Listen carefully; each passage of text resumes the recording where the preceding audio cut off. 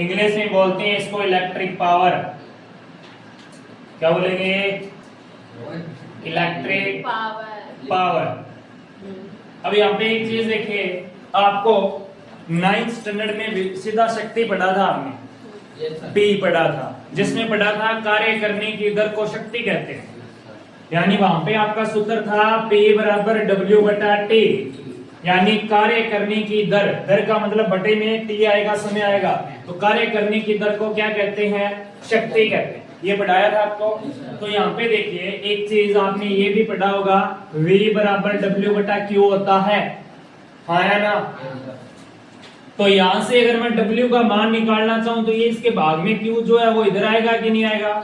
इधर आएगा। तो गुणा में जाएगा कि भाग में? गुणा में जाएगा, भाग में तो है यहाँ पे। तो VQ बराबर क्या बन जाएगा? W बन जाएगा, हाँ या ना? तो कुल मिला के W का मान क्या आ गया? VQ। तो इस W की जगह क्या छाप सकते हो? VQ। तो P बराबर क्या आ जाएगा? VQ और बटे में क्या है? T। समझ आएगा? अब एक चीज और पढ़ी आपने सर, Q बटा I बराबर Q बटा T। ठीक है, Q बटा T यहाँ पे अपने पास है या नहीं है? ठीक है, तो इस Q बटा T की जगह मैं क्या छाप सकता हूँ? I। तो आपका बन जाएगा P बराबर V I। क्लियर है? तो ये जो सूत्र बना है ये किसका सूत्र बना है? विद्युत शक्ति का। तो अब आप विद्युत शक्ति, सीधी शक्ति क्या थी? कार्य करने की दर को शक्ति कहते हैं। अब आप बोलोगे विद्युत शक्ति में विद्युत के द्वारा कार्य करने की दर को क्या कहते हैं? विद्युत शक्ति कहते हैं। सीधा शक्ति तो सीधा काम कर रहे थे, अब विद्युत धारा के द्वारा कार्य करने की जो दर है वो क्या कहलाएगी? आपके विद्युत शक्ति। लिखिए परिभाषा, विद्युत शक्ति विद्युत धारा के द्वारा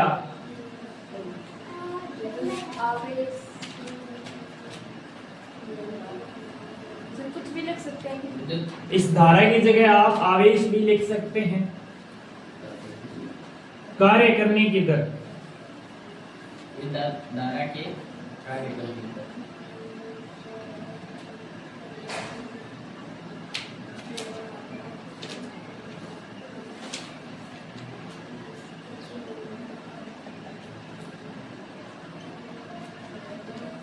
ठीक है। उसके बाद में इसके अंदर कुछ स्टेप्स लिखवाऊंगा मैं, उसके अकॉर्डिंग लिखना है, सीधा डायरेक्ट मत छाप लेना इसको।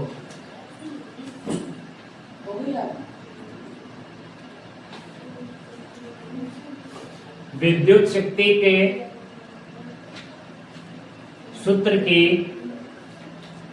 व्युत्पत्ति, यानी सूत्र बना कैसे? अब आप लिखोगे, हम जानते हैं कि जो पावर होता है सिंपल वो वर्क डन अपॉन टाइम होता है, यानी कि जो शक्ति है वो होती है कार्य बटे समय। ये सूत्र पढ़ा हुआ है, कार्य बटे समय।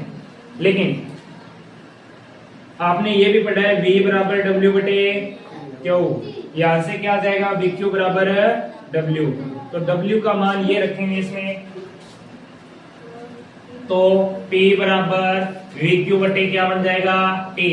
अब लिखोगे, चूंकि आपने ये भी पढ़ा है कि Q बटा T बराबर क्या होता है? I होता है। पढ़ा है या नहीं पढ़ा? विद्युत धारा का सूत्र यही था, Q बटा T बराबर I। तो इस Q बटे T की जगह क्या लिख सकते हो आप? I लिख सकते हो। तो यहाँ पे आप क्या लिख दोगे? T बराबर V, और इस पूरे की जगह क्या आ जाएगा? T I आ जाएगा। क्या आ जाएगा? I। तो सूत्र बन गया P बराबर V I। ये किसका सूत्र है? विद्युत शक्ति। अगर आपसे विद्युत शक्ति का सूत्र पूछे तो आपने ये वाला सूत्र लिखना है, P बराबर V I। और इसका आगे छाप लीजिएगा मात्रक, ये होता है वाट। वोल्ट अलग है, वाट अलग है। किससे लिखते हैं सर इसको? वाट, W। ये वोल्टा नामक एक साइंटिस्ट थे, उनके नाम पे है। सॉरी, वोल्टा नहीं, वाट महोदय, वाट ही नाम था। वोल्टा तो वोल्ट है, यहाँ पे वाट। ये साइंटिस्ट के नाम पे ही है वाट। वाट मतलब लिख देना, वाट है, वाट। ठीक है। तो ये है आपकी विद्युत शक्ति। लिख लिया? छापो छापो जल्दी छापो। सर ये जिस टाइम चार्ज थी जिस टाइम आप हमसे हुए आई नो। तो निकालना जरूरी है। आगे ये तो इसका नॉर्मल मात्रक है, छोटा मात्रक है। अब लिखिए विद्युत शक्ति का शक्ति का बड़ा मात्रा व्यावसायिक मात्रक। इस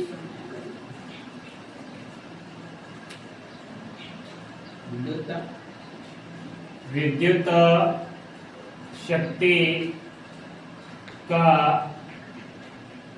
व्यापारिक नहीं व्यावसायिक लिखना।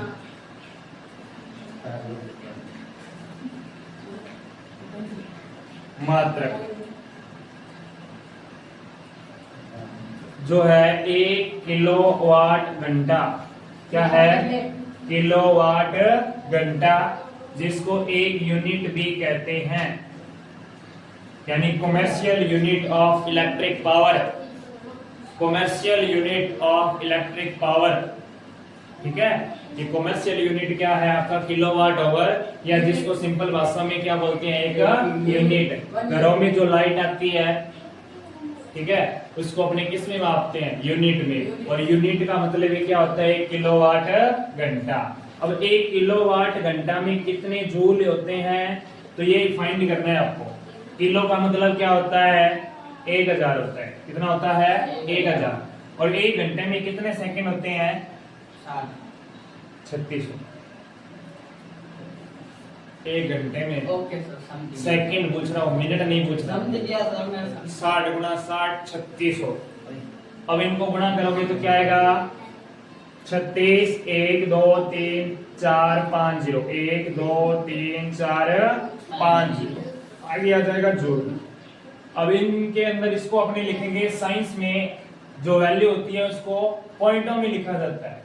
तो अब ये क्या लिखा जाएगा? 3.6 गुणा 10 की पावर कितनी आएगी? कितना बैग लेके गए हो? पॉइंट को कितना बैग लेके गए हो?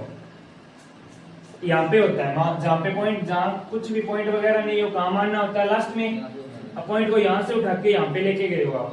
तो 1 2 3 4 5 6, तो 10 की पावर है 6। यानी आपको क्या याद रखना है? 1 किलोवाट घंटे या एक जो यूनिट होता है वो किसके बराबर होता है? 3.6 गुणा 10 की पावर 6 जूल के बराबर होता है। This is important point. ये बहुत इंपॉर्टेंट पॉइंट। नोट कर लिया? करो तो छापो। ये आपके चैप्टर का लास्ट टॉपिक कह सकते हो, खत्म। कल अपने करेंगे न्यूमेरिकल।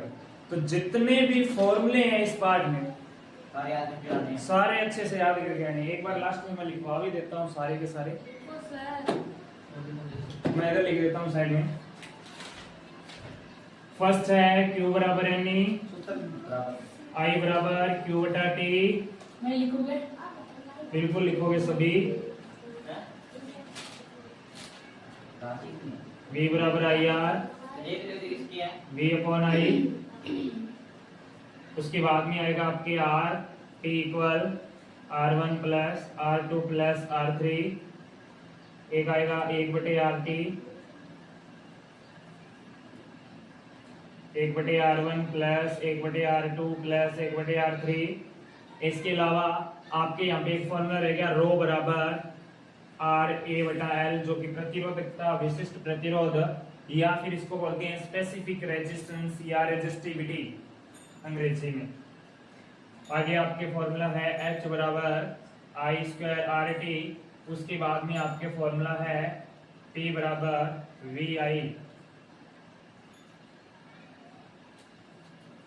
ये सारे के सारे फॉर्मूले आपके बहुत ज्यादा इंपॉर्टेंट हैं। इन सभी फॉर्मूलों को याद कर ले।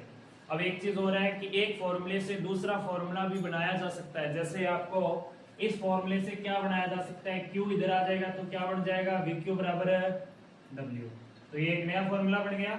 लेकिन मेन फॉर्मूला तो यही है, इससे बनाया गया है।